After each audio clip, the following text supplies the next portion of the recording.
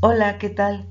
Nosotros somos el equipo 1, conformado por Aridaí Ocotitla Contreras, Jesús Lira Ortiz, Gerardo Quiñones Durán y su servidora Jennifer Xochitl-Peña. A través del siguiente video expondremos los temas de las fases del diagnóstico psicopedagógico y el informe de valoración. Esto como parte de las actividades para la unidad de aprendizaje de diagnóstico psicopedagógico impartida por la maestra Alicia Huerta Farfán en la Universidad Autónoma de Tlaxcala. El primer tema a tratar es el de las fases del diagnóstico que abordaremos a continuación. Características. El diagnóstico psicopedagógico es de carácter científico. Exige la puesta en práctica de un plan sistemático de recogida de datos para así asegurar que esta información está organizada, ordenada y además es útil a nuestros propósitos. Utilidad. El diagnóstico es un proceso continuo abierto a nuevas interpretaciones y a nuevos juicios de valor en función de la recogida y disponibilidad de nuevos datos. Asimismo, es un proceso complejo que hace necesaria la participación de un equipo de especialistas como psicopedagogo, fisioterapeuta, logopeda, profesores, trabajadores sociales, psicólogo y médicos especialistas. Para poder elaborar un diagnóstico se deben considerar las siguientes fases o etapas de desarrollo. Detección e identificación del problema, evaluación formal, plan de intervención y un seguimiento. Detección e identificación del problema. Detección e identificación del problema. El proceso de identificación se produce de manera natural en el aula mediante la interacción y consiste en los siguientes pasos: observar el comportamiento del alumno en el aula, recoger información pertinente sobre el rendimiento y o adaptación, introducir ajustes necesarios. A la hora en que el docente o evaluador desarrolla el diagnóstico, puede verse limitado por el siguiente listado de problemas. Excesivo número de alumnos. 2. La mayoría acaba siendo identificada para recibir educación especial. 3. Generalmente se trata de problemas de comportamiento más que de dificultades reales de aprendizaje. 4. La derivación suele ser subjetiva. 5. Influye el grado de tolerancia del profesor. 6. Los niños son derivados con bastante más frecuencia que las niñas. 7. Los niños que cumplen años en el último trimestre del curso se derivan más frecuentes que los que cumplen años en los primeros trimestres del curso, lo cual sugiere que en los primeros cursos de escolaridad los problemas de comportamiento o aprendizaje pueden ser reflejo de diferencias en el desarrollo.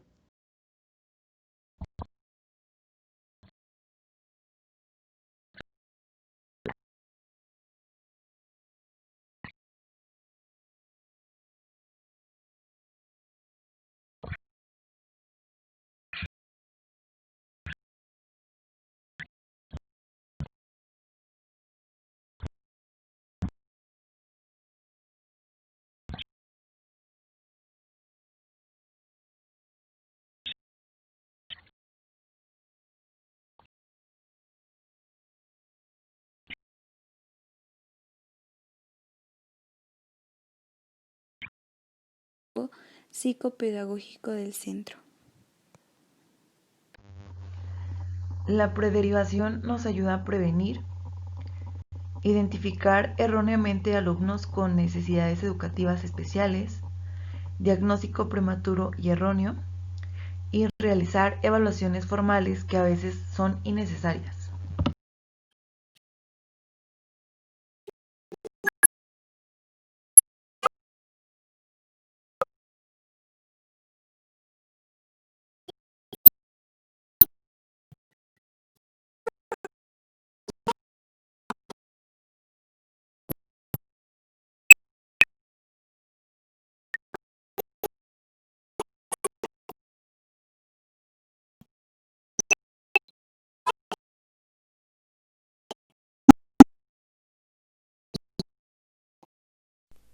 La segunda fase es la construcción de una evaluación formal. Evaluación formal con el equipo multidisciplinario. En el siguiente paso, tras detectar posibles problemas en un alumno, consiste en realizar una evaluación formal integrando un equipo multidisciplinario de expertos que ayuden en el tratamiento del alumno. Para ello debemos antes realizar una serie de pasos que son los siguientes. Informar a los padres. Obtener permiso de los padres para la derivación de su hijo. Documentar las dificultades conductuales o académicas encontradas, así como los resultados obtenidos de la intervención antes de llegar a esta decisión. Objetivos de la evaluación formal. En 1983, Fernández Ballesteros definió el siguiente listado de objetivos que debe tener una evaluación formal. Obtener información suficiente acerca del problema para hacer posible la formulación de supuestos e hipótesis sobre el mismo. Verificar estas hipótesis mediante técnicas de evaluación adecuadas y, en su caso, de contraste experimental. Supuestos.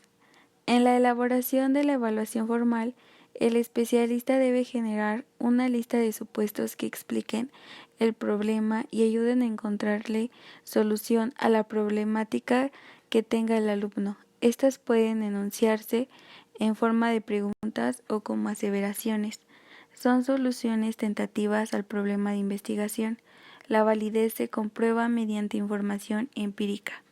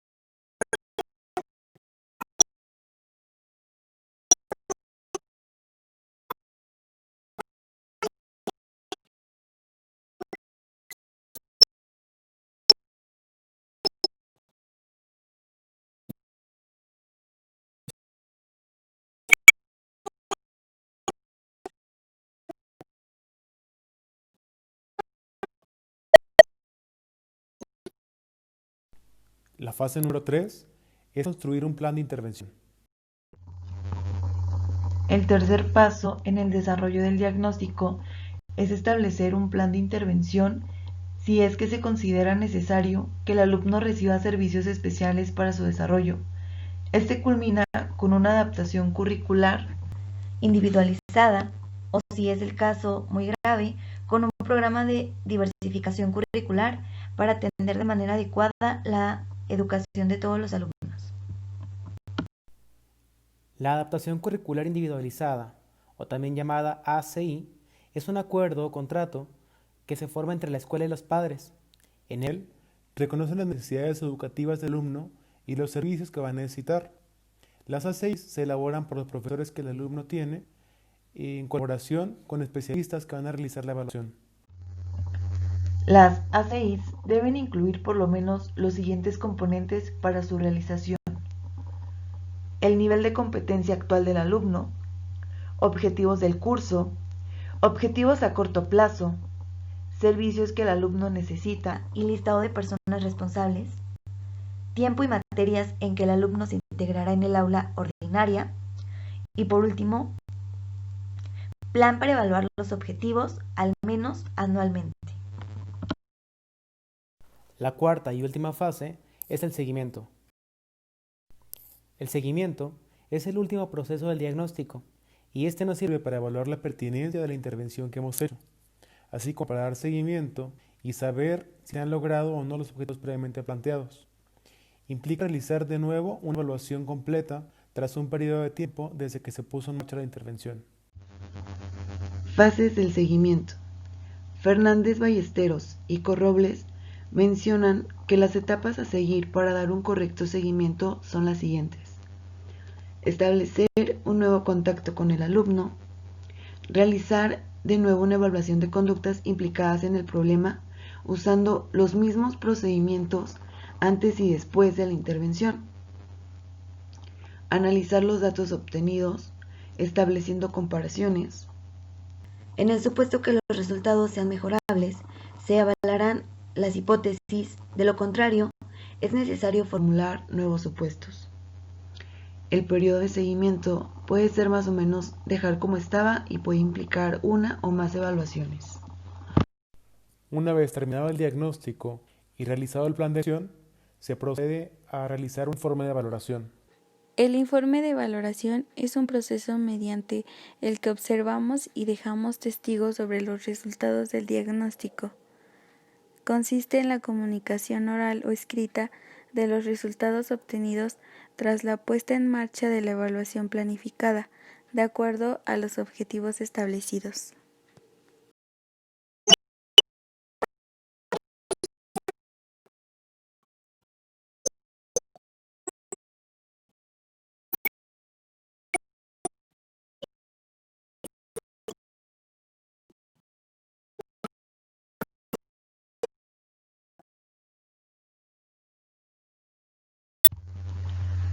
El informe nos sirve como testigo archivable y duradero. Es una fuente de información que contrasta la hipótesis inicialmente formuladas, mismas que servirán para orientar a tratamientos posteriores. Son necesarias para comunicar resultados de la evaluación a las partes interesadas, como documento legal que pueda apoyar en futuras decisiones jurídicas, y por último, como rastro de conducta del alumno y evaluador. En la redacción del informe se deben incluir el siguiente listado de datos. El primero, se describe la situación actual del alumno. 2.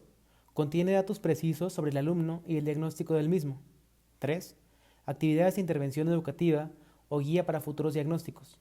Y 4. Es un archivo de información histórica. En la elaboración del informe se deben considerar las siguientes características para su construcción. La primera dice que el informe es un documento científico.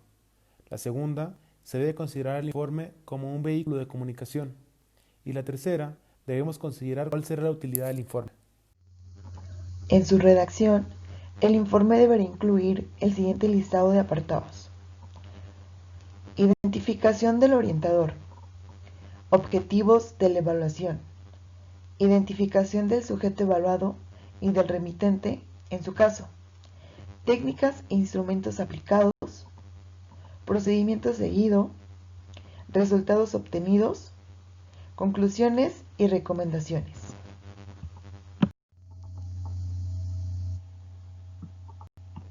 Temporalidad y presentación.